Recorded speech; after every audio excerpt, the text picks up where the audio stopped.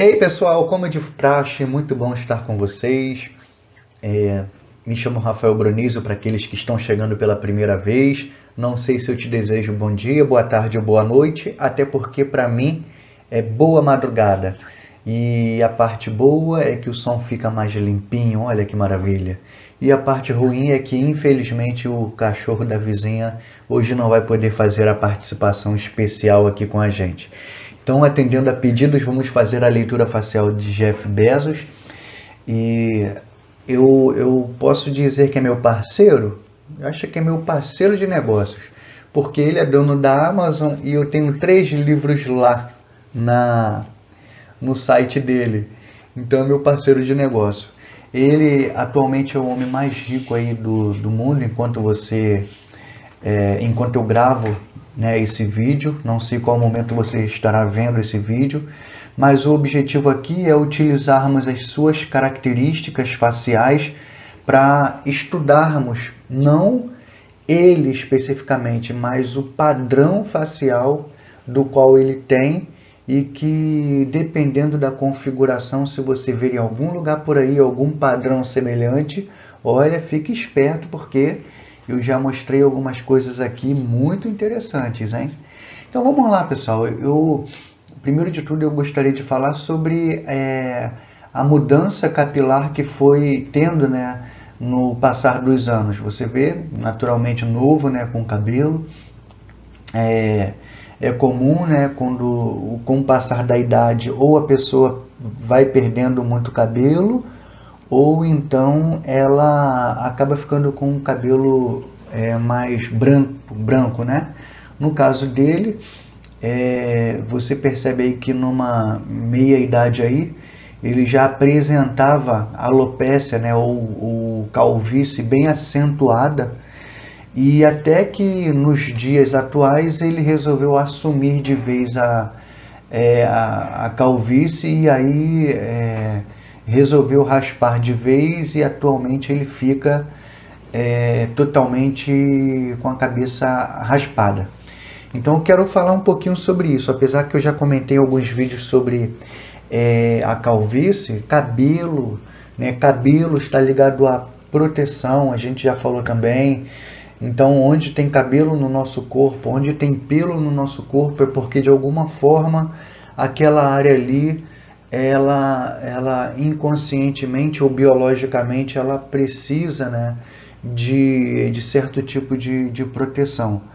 Então, até, por exemplo, pelos pubianos, né, que as mulheres da atualidade, né, removem inclusive por meio de depilação a laser e tudo mais.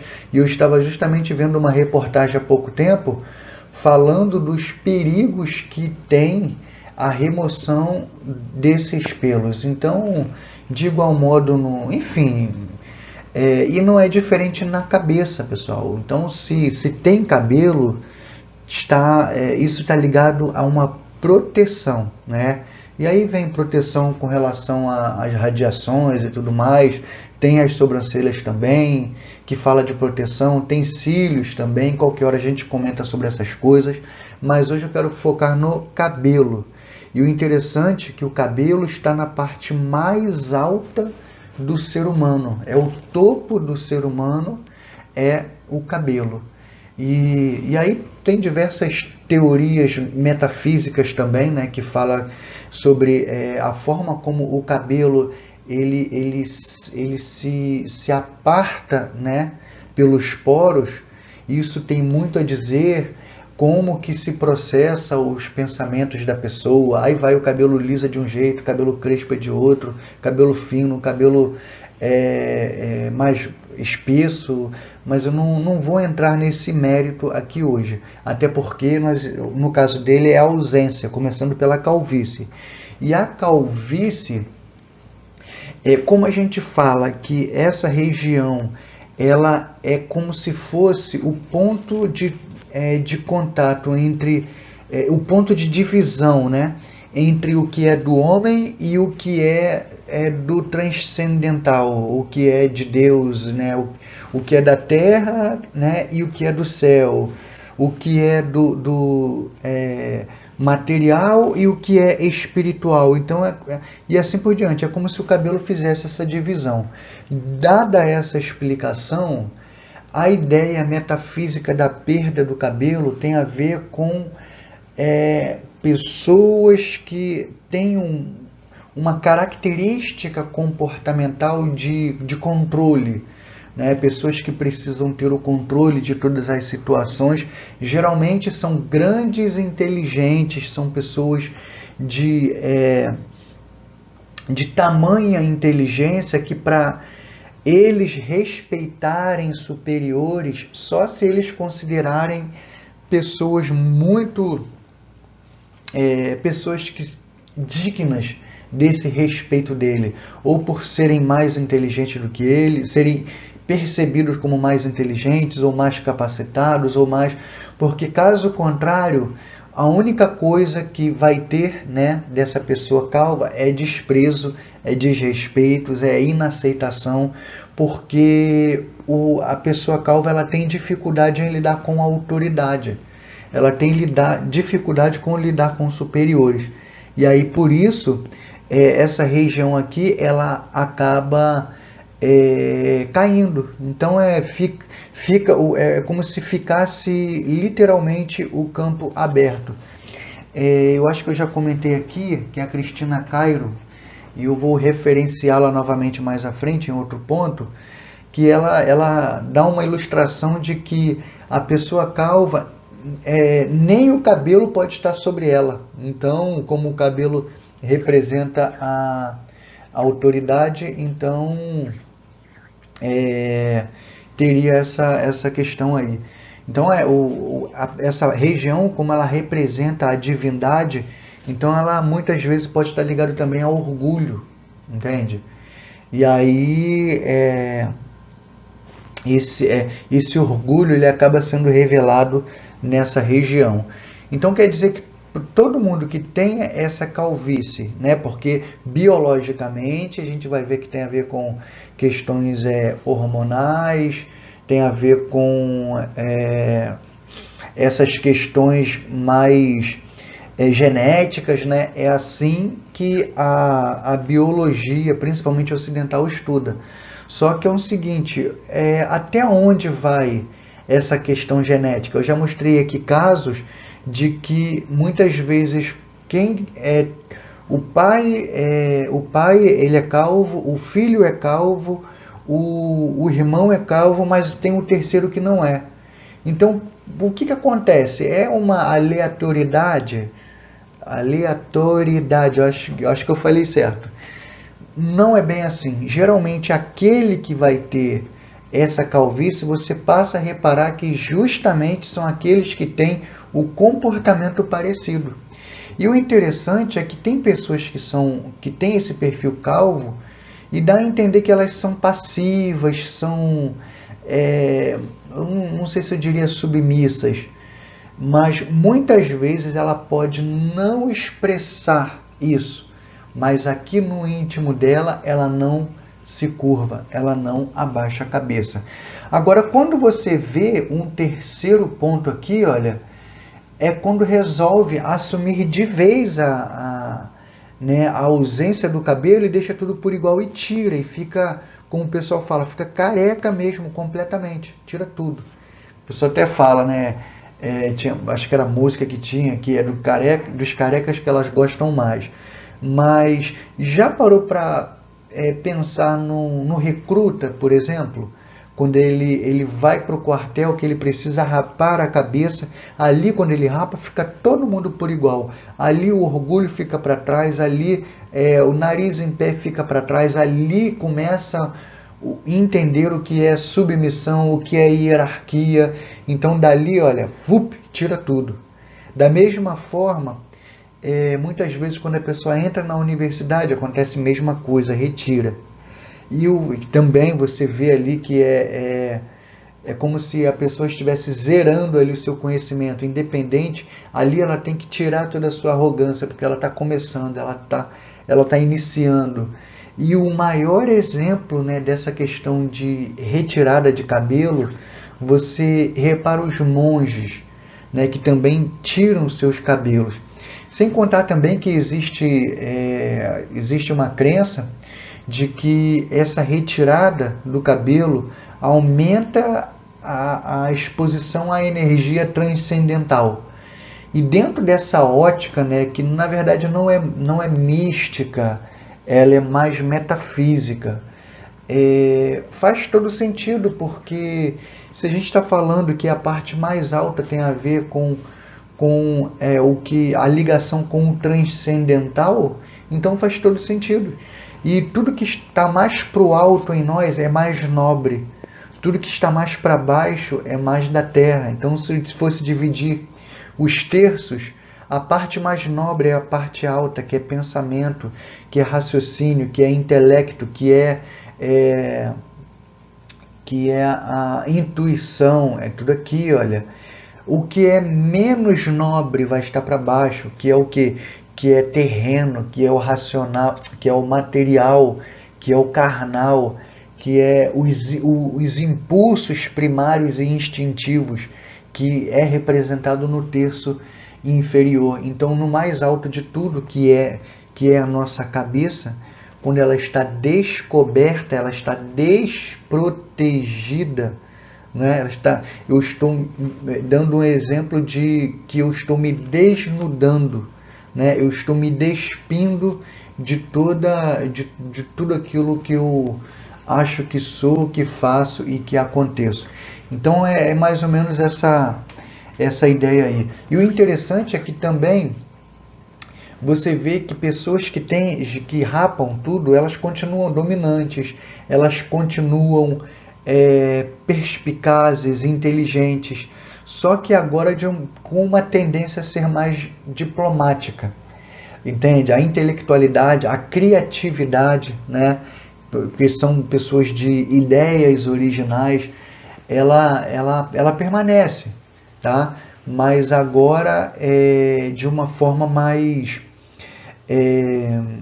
acessível, né?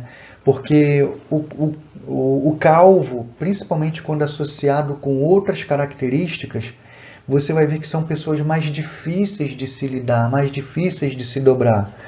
Então eu fiz aqui, eu lembro que eu já compartilhei com vocês há muitos anos, há alguns anos na verdade, a leitura do Leandro Carnal.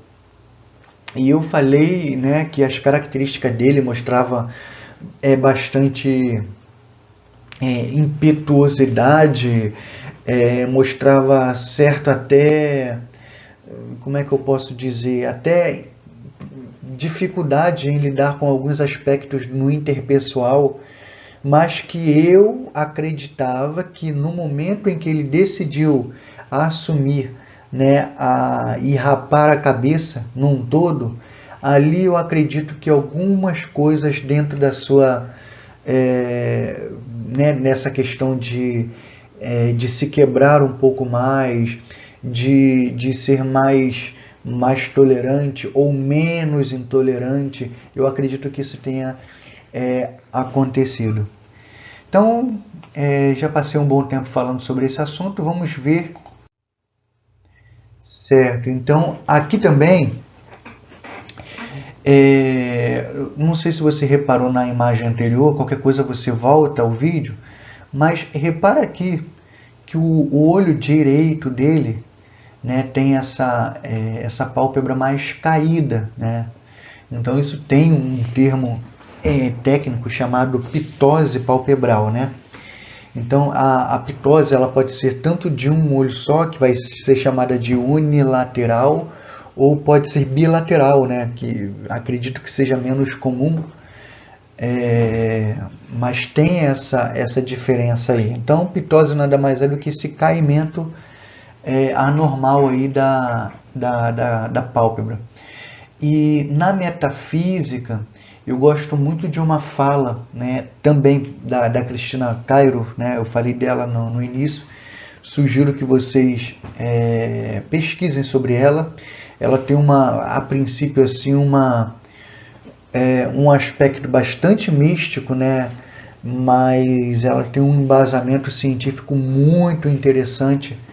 Então vale a pena ter um conhecimento também dos segmentos orientais, muito bacana. Então recomendo aí que vocês procurem saber quem é a Cristina Cairo, vocês vão se surpreender. E ela fala, né, que a ptose ela acontece pela percepção de falta de acolhimento. Ela até usa uma palavra legal, falta de aconchego, né, dos pais, ou do pai, ou da mãe, ou de ambos, ou de alguém que teve essa representação. Por que eu falo assim? Até porque eu não o conheço, né? Então eu não sei como foi a infância dele, mas segundo a leitura facial é como se tivesse faltado e ele somatizou. Isso é importante dizer, porque não é todo mundo que sente a carência, né, ou a falta de um dos pais que vai ter determinadas características. Vai depender de como a pessoa somatiza. Nós somos seres humanos diferentes. Duas pessoas podem viver debaixo do mesmo teto. Uma pode somatizar uma coisa e a outra pode somatizar outra coisa. Então isso a gente precisa ter em mente. Então, e sendo do lado direito, a gente vai entender um pouquinho o que seria o lado direito, o que seria o lado esquerdo. Mas antes, deixa eu só comentar aqui uma coisa que eu percebi também. Se você olhar bem, essa foto ela é bem iluminada de frente, mas você percebe que o olho esquerdo dele é bem iluminado e o direito já é mais opaco. Tá? E eu não estou dizendo da extensão do brilho, eu estou dizendo da opacidade. Então eu tive a impressão, mediante também a outras fotos que eu vi a mesma coisa, que esse lado direito, ele também, além de ser, né, mais caído, a pálpebra ser mais caída, me parece também que é mais opaco. Então a opacidade ela sempre vai apontar dentro dessa questão de metafísica, que energia já se esvaindo, né? É um exemplo, um possível motivo, desânimo, desmotivação. Então, são características que fazem isso. Agora, biologicamente, eu não sei se a ptose possa também ocasionar biologicamente essa ou dificuldade, né, de lacrimejar, enfim, aí já é uma coisa que eu realmente vou precisar me aprofundar um pouco mais. Mas a priori a opacidade seria isso. Apesar que eu vi outras imagens e vou compartilhar aqui com vocês, que não tem, apesar de existir a ptose, não existe essa diferença aí de opacidade. Lembrando que o ambiente está iluminado. Bom, aqui no slide anterior eu falei, olha só, você vê que aqui tem uma ligeira ptose, um grau bem fraco, mas você vê que tem uns brilhos, tá vendo? Aqui é possível, não tem o brilho, mas eu acredito que seja mais a iluminação que não chega a bater aqui na íris, tá? Aqui você vê que tem o brilho em ambas, aqui possivelmente não esteja brilhando, enfim. Mas eu estou mostrando alguns quadros para vocês aqui. Agora eu trouxe essas duas imagens só para vocês entenderem como que funciona essa questão da ptose, né? Como que acontece da pálpebra ficar mais frouxa. É interessante que aqui você vê, nessa imagem de baixo, que nós temos ao redor dos olhos um músculo que ele funciona como um esfíncter, tá? Como um esfíncter. Então é o que faz os nossos olhos fecharem. Só que nesse fechamento tem duas modalidades aí, né? Tem a modalidade que é dessa porção, né? Chamado músculo orbicular óptico ou orbicular dos olhos. Então essa contração, quando ela acontece na musculatura mais externa, essa é a porção porção orbital, tá até aqui, ó, que é a porção da órbita, tá? Agora, tem a porção palpebral, que é essa que você vê aqui, ó. Essa porção palpebral do orbicular, é responsável por esse fechamento aqui, ó. Ó, tá vendo? Tá vendo? Agora, a porção orbital faz isso, ó, ó. Tá vendo que é dois tipos de fechar? Só que essa musculatura ela não abre os olhos, ela só fecha. O que abre os olhos vai ser essa musculatura aqui, olha. Você vê aqui que eu coloquei de lado aqui uma imagem de perfil. É esse elevador da pálpebra superior, como dizem algumas literaturas. Aqui é levantador da pálpebra superior, que dá no mesmo. É o que vai fazer esse movimento aqui, ó, vindo lá de trás. Tá vendo? Conforme você vê aqui. Então, uma das formas da pessoa ter essa pitose é quando acontece algum problema de distensão aqui, por exemplo, nessa fina musculatura, fina e sensível musculatura que pega por dentro dos olhos. Tá? Então, pode acontecer isso. Eu dou até um exemplo também, esse assunto aqui, não especificamente da pitose, mas dessa parte da neurofisiologia aplicada à leitura facial. Você encontra, eu vou deixar aqui na descrição, né? Eu tenho os cursos, eu tenho o Clube da Face, né? Que engloba todos os meus cursos de leitura facial junto. Dentro desse montante aí tem lá o módulo que é Neurofisiologia aplicado à leitura facial, que eu explico sobre toda a parte muscular, toda a parte de neurofisiológica, anatômica e tudo mais. Mas só para você entender aqui, se uma pessoa ela está deitada e ela falece, ela do jeito que está, o olho fica. Agora, se ela tiver, por causa da gravidade, então vem alguém abaixa, né? Aí o olho fica fechado. Se a pessoa falece numa posição mais verticalizada, o que vai acontecer? Se ela tiver, dificilmente ela vai ficar de olho aberto, porque a própria gravidade vai fechar, entende? Ou pelo menos vai forçar mais o fechamento, vai cair mais. Melhor dizendo. Pessoal, não sei como é que vai ser aqui, se ficar muito longo eu vou tentar fazer em duas partes, porque a segunda parte, ou lá ali no meio para o final, nossa, tem um conteúdo ainda aqui maravilhoso, então vale muito a pena, você que gosta de aprender. Então, voltando aqui, olha, mais uma coisa muito importante aqui é que vamos dizer assim, a enfermidade, né, ela pode ser não apenas nessa musculatura, ou melhor, não na musculatura, ela pode ser também no nervo que conecta essa musculatura ao cérebro. Então, essa inervação pode também sofrer. E aí, na hora, né, vai ter um problema de comunicação. E aí, o que vai acontecer? Essa pálpebra ela pode não responder adequadamente. Então, aí é onde tem o processo cirúrgico, onde vai remover parte para poder equalizar, mas é complexo, porque às vezes pode puxar demais, a pessoa fecha os olhos e os olhos ainda continuam meio abertinho, né? Tem casos assim também, mas não é o caso aqui de falarmos. Agora, voltando à questão dele, pessoal, tem algo tão interessante e impressionante no nosso cérebro. Eu falava há pouco tempo, eu fiz um post no Instagram, né, de um trabalho científico mostrando, né, a diferença dos olhos grandes para os olhos pequenos.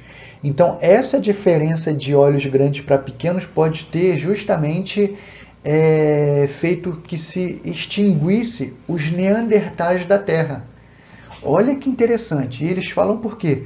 Porque os olhos dos neandertais eram maiores do que os olhos do Homo sapiens, que somos nós. Então, pelo fato de serem maiores, mais áreas do cérebro eram responsáveis nesse processo visual. Então, isso fazia com que menos áreas do cérebro fossem dedicadas a outras funcionalidades importantes, como desenvolvimento cognitivo, como o desenvolvimento afetivo, que inclusive é a parte afetiva que vai fazer com que o Homo sapiens consiga viver em sociedade e consiga se proliferar pela Terra. Aí, e essa pesquisa ela fala que os olhos grandes pode ter sido um dos influenciadores nisso. E olha que interessante, pessoal. Eu vou botar aqui uma imagem, deixa eu ver, acho que está no próximo. Só para você ter ideia. Existem 12 nervos cranianos que vão se ramificar, né, principalmente aí, pela face, enfim, algumas funções que vão ficar pela cabeça mesmo. Tá? Então são 12. Para você ter ideia, tem inervação para audição, tem inervação para o olfato, tem inervação para o paladar, para as expressões faciais. Gente, olha só, de 12, 4 deles são orientados especificamente para os olhos. Então, de 12 pares de inervações cranianas, 4 delas são especificamente para a face, para os olhos. Ou seja, 1/3 das nossas inervações, elas são dedicadas aos olhos. Aí, pensando nessa questão biológica e pensando no que os cientistas dizem, faz todo sentido, porque, por exemplo, eu não sei se eu vou lembrar aqui, olha, eu vou botar no próximo slide ali, mas tem o nervo óptico, que é o responsável especificamente por captar a informação visual, tem o nervo troclear, tem o nervo abdutor, tem outro ainda, tem o oculomotor, inclusive é o oculomotor que é o responsável por esse levantamento aqui da pálpebra. Quando o cérebro, né, dá uma ordem para que a pálpebra se abra, é nesse caminho do oculomotor que vai acontecer isso aqui. Se não me falha a memória, ele ainda é responsável pela questão da contração e dilatação da pupila. Talvez daí o motivo pelo qual, né, a gente vê que pessoa que tem essa questão aí da pálpebra mais caída possa ter diferença aí na questão da contração e dilatação da pupila. Mas aí é outro assunto que não está aqui no nosso escopo. Então, só passando aí, pessoal, então eu falei para vocês essa parte mais da pitose, né, a parte mais biológica e a parte também metafísica. Travou aqui. Mas voltou. Então, olha só, lembra que eu acabei de falar? Eu trouxe essa imagem aqui para vocês. Ó. Então, olha, aqui tem, olha, 1, 2, 3, 4, 5, até 12, tá vendo? Então, são as inervações, né, que saem do cérebro para as terminações, né, da face, para as suas funções, para as terminações. Então, vou dar um exemplo aqui, olha, o 2, esse 2 aqui que é o óptico, tá vendo? Tem até, ó, ele sai, e olha que interessante, eles são invertidos. Então, a ramificação do lado direito vai jogar para o lado esquerdo, né, das terminações. A ramificação cerebral do lado esquerdo vai jogar para as terminações do lado direito. Então, são funções invertidas. Agora, olha só, eu falei ainda há pouco, olha, esse 2 aqui, que é o óptico, esse 3 aqui, que é o oculomotor, esse 4, que é o troclear porque é uma função dele, pior que eu não tenho como voltar ao slide, senão para a gravação. Mas o nosso olho ele tem como se fosse uma roldana. Então é interessante que faz uns movimentos assim dentro dos olhos. Pior que eu estava com a imagem e tirei. Mas depois vocês só voltar um pouquinho que vocês vão ver. E ainda tem um sexto, né? Esse sexto aqui, ó. Tá vendo? E ele vem bem aqui, ele é bem no tronco encefálico. Então ele também tem a ver aí com ele é o abdutor, ele também está ligado aí com essas funções visuais. Então são muitas informações visuais conectadas pelo cérebro, né? Agora olha que interessante aqui, deixa eu mudar aqui, vamos dar um exemplo que aqui seja essa imagem que a gente está vendo aqui, ó. Então, botando aqui direitinho. Pessoal, acho que aqui eu vou precisar de parte 2 desse vídeo dele, hein? Mas o melhor ainda está por vir. Então, vamos lá, vamos dar um exemplo aqui, ó. Não, vou até fazer diferente aqui, ó. Vamos dar o exemplo. Ó, que aqui. Eu acho até que eu fiz o... Tá certinho, tá certinho. No lado esquerdo do cérebro dele. Tá, então vamos lá. Aqui, pessoal, é o lado esquerdo dele. Se você botar a mão, né, se você pegar a sua mão e botar no lado esquerdo da sua cabeça, então aí tem o hemisfério esquerdo do teu cérebro, que é esse aqui dele, ó, tá vendo? Que é esse aqui nessa imagem. Ó, coloquei aqui para você ver. Ó, só fazer uma correlação aqui, ó. Deixa eu ver outra cor aqui. Ó, correlação aqui. Gente, não estou acertando. Agora vai. Ó. Então, esse aqui, tá vendo? Vamos correlacionar dessa forma. Bom, então olha só. O lado esquerdo do cérebro, esse recorte aqui eu esqueci de pegar a fonte, mas é tudo baseado, pessoal, em neurociência, tá?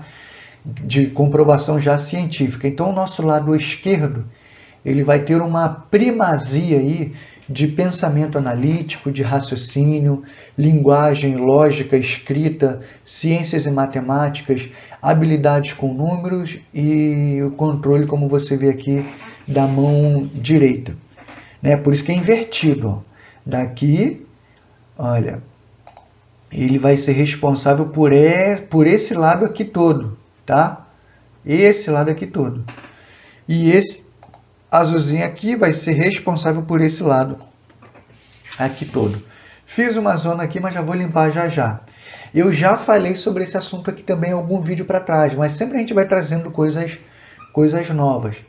Então, pessoal, o que eu estou abordando aqui é a parte, né, de psicomotricidade, né, causa e efeito. Então, e o lado direito do cérebro, bota a mão aí no seu lado direito do cérebro da cabeça, então é responsável pela consciência mais artística, pela criatividade, intuição, imaginação, insight, pela captação da forma 3D, pensamentos holísticos, consciência muscular e controle da mão esquerda. Então você vê aí, ó, tá aí do lado direito, tá? Então controla o lado esquerdo do corpo. Deixa eu agora só dar uma limpeza aqui nessa bagunça que eu fiz, para ficar mais limpinho, para nós compreendermos melhor. Então aqui, olha pessoal, lembrando, agora eu já posso ir para outra parte, ficando entendido isso, que basicamente esse aqui é o lado corporal, é o lado esquerdo, né? É representado aqui pelo lado direito. Então, acho que se fizer assim, a gente fica melhor. Ó, tá vendo? Aqui e aqui, ó, é cruzado. Então, se a ptose está do lado direito dele, é porque o nervo, né, craniano do lado esquerdo, que é o que eu falei para vocês, que é o oculomotor, que é o responsável justamente pelo levantamento, né, por informar aquela musculatura para levantar a pálpebra, ele sofreu alguma coisa, entendeu? Então, é por isso que quando alguém tem alguma, por exemplo, paralisia de Bell, que paralisa um lado do cérebro, o lado oposto do corpo, né, e da face é que vai ser paralisado. Então, é basicamente isso, a gente precisa assimilar bem. Na metafísica, se a gente for olhar esse lado direito, seria problema com o pai, se fôssemos olhar por algumas teorias da leitura facial, e seria problemas com a mãe, se fosse na cultura mais ocidental, tá? Tem um vídeo aí que eu explico só essa questão de direito esquerdo, se é pai e mãe, se é yin e yang, se é feminino, se é masculino. Então não vou me ater a isso, a teorias aqui. Eu só quero mostrar que de alguma forma a gente já viu que pode ter sido a somatização do sentimento de ausência, né, ou do pai ou da mãe, falta dessa aproximação, que até a Cristina Caro fala, né, desse aconchego e tal. Então foi somatizado aqui. Então se alguém conhece a história dele aí, pode dizer se ele teve problema com o pai ou com a mãe. Então a gente vai saber que no caso dele, né, o problema foi com o pai ou com a mãe. Está representado no lado direito dele. Ponto. Basicamente é isso, tá, pessoal? Então, mas não se apartem, principalmente no que diz respeito à resposta psicomotriz dessa questão aqui, tá? Ah, mas na fisiognomonia mais tradicional fala de energia. Não estou falando... Cara, eu sou um estudioso disso. Eu não posso ignorar teorias. Eu não posso dizer que a que eu uso é melhor do que a outra. Até porque quando a gente vai olhar isso num todo, existem muito mais fatores não comprovados cientificamente do que comprovados. Entende? Então a gente tem que tomar cuidado com tudo isso, né? Até porque boa parte da fisiognomonia é visto claramente como neurociência, como pseudociência, né? Ou seja, uma ciência que não foi comprovada cientificamente e se valida como científica. A gente tem que tomar muito cuidado com isso. Aí aqui o que eu fiz? Já que a gente falou de hemisférios, então eu separei, né? Peguei aquela foto dele, separei, né, em duas partes, peguei uma parte, dupliquei, que é essa aqui, e peguei a outra parte e fiz o mesmo. Esse é o lado esquerdo dele duplicado, que é isso aqui. Esse é o direito dele duplicado. Ô, professor Bronísio, como que você faz isso? Você tem dúvida? Quer aprender como que eu corto, né? Como que eu faço isso aqui? Tenho, acho que uns 2 ou 3 vídeos para trás eu fiz. Eu postei aqui no YouTube um trecho de uma oficina de leitura facial que eu fiz, né? E aí a gente até analisou o Putin. Eu botei só um pedaço aqui, obviamente tudo que eu faço eu disponibilizo um pedaço para quem não pode pagar, para quem não tem essa condição. Agora, para quem pode, ou para aquele que de repente até não poderia, mas sente que precisa ter esse conhecimento, aí na íntegra todo está lá dentro do Clube da Face, que eu vou deixar aqui na descrição também. Mas voltando aqui, então você percebe aqui que se a gente for separar por hemisférios, o hemisfério direito, ou melhor, hemifaces, a hemiface direita dele, ficaria mais comprimida do que a esquerda. Então se a gente for olhar, né, por separação, aí entra um pouquinho de morfopsicologia, entra um pouquinho de neurociência. Então, mas vamos ver no que eu consegui reunir aqui. Bom, é por isso até que eu deixei essas informações aqui para vocês, olha. Então é como se o lado fosse o lado, né, físico, né, fisicamente, corpo, fosse o lado mais racional, fosse o direito, pelo fato de que, do slide anterior, como a gente viu, que o lado mais racional seria do cérebro. Então, esse lado do cérebro, né, ou seja, esse lado do cérebro comandando esse lado do corpo aqui. Então, esse seria o lado mais racional dele. Então, percebe? O lado mais racional, mais comprimido. E o lado mais emocional ou sentimental seria o mais expandido. O lado que representa o vislumbre de presente e futuro seria o mais comprimido. E o lado, né, de representação do passado é o mais aberto. Agora, um que eu gosto muito de focar, porque batata em qualquer teoria, é essa questão de lado interno ou externo, lado interior e exterior. Então a gente percebe que esse seria ele no íntimo dele, né? Mais expandido, mais expansivo, né? Até a condição dos olhos, você vê aqui também, já vou falar sobre isso, mas você vê que é como se fosse mais aberto. Em contrapartida, quando a gente vai olhar para o lado social dele, você vê o que é menos expandido.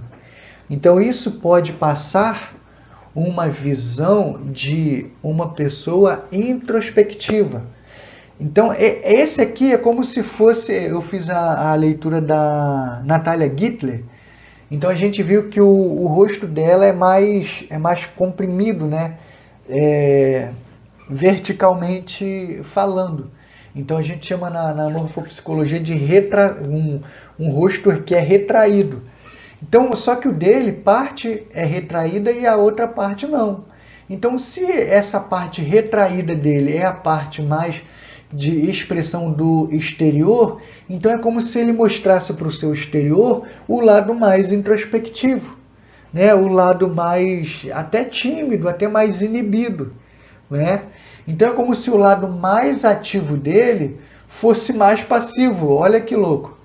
É como se ele, tivesse o grande poder de mentorar, o poder intelectual, de fazer as coisas acontecerem através de pessoas. Porque talvez ele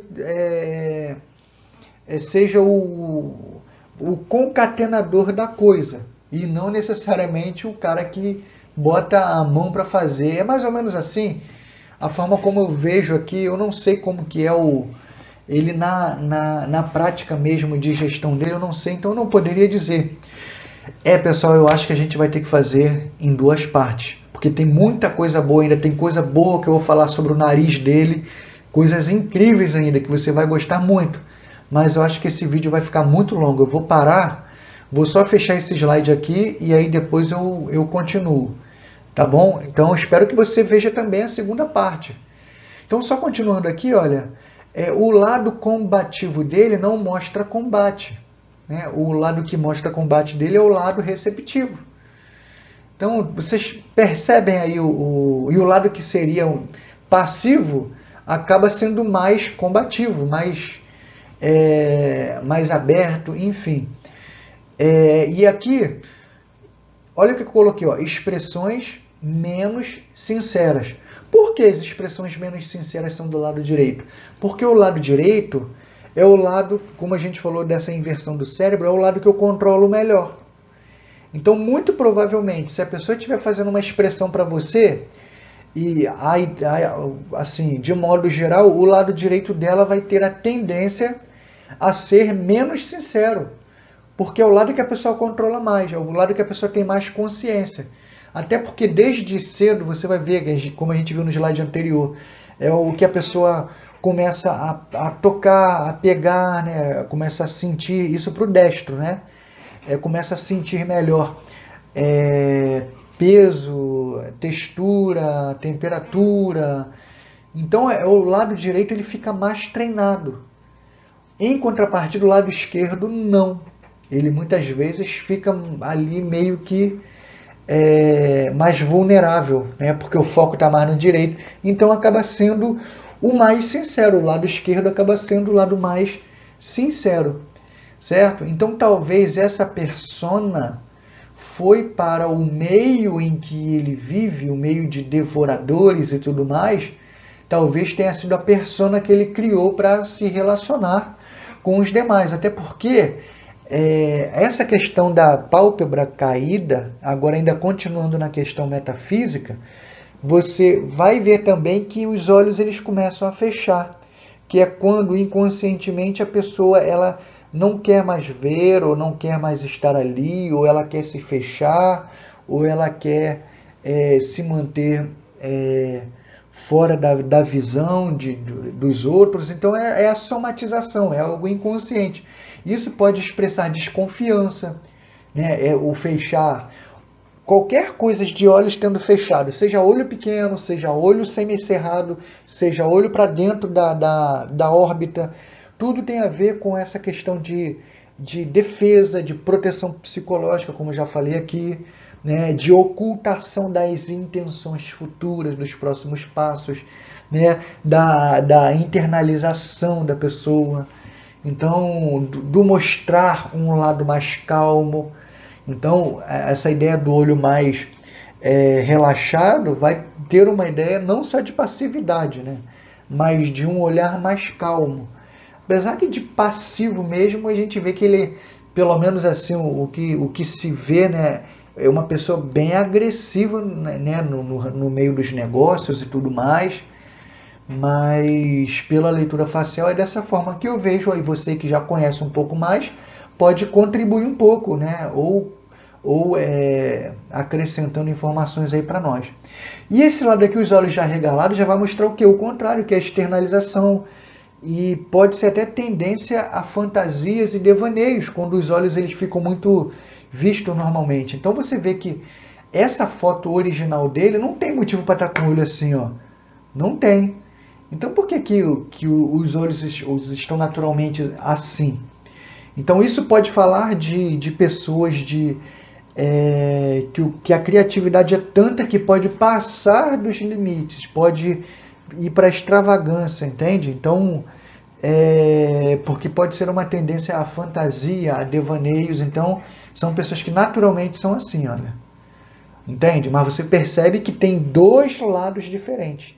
E a simetria, esqueci de falar, está muito ligado também a justamente essa dualidade de pensamentos, duas formas de pensar. Então, vou encerrar por aqui esse vídeo, porque, nossa, já vai quase 1 hora de vídeo. E ainda tem a segunda parte, então praticamente é uma aula que, numa análise, né, a gente está usando como exemplo ele aí, mas tem coisas interessantes que eu quero falar sobre a orelha dele e sobre o nariz dele. E ainda tem também o queixo aqui, ó, se você perceber, o queixo dele tem essa linha. Qual é o nome certo dessa linha, hein? Você sabe? Eu vou falar sobre isso também, os significados. E ainda tem o queixo dele que tem um furinho. Tudo isso eu vou falar no próximo vídeo. Então vamos nele. Vai embora não. Até mais, até já. Te espero na continuação.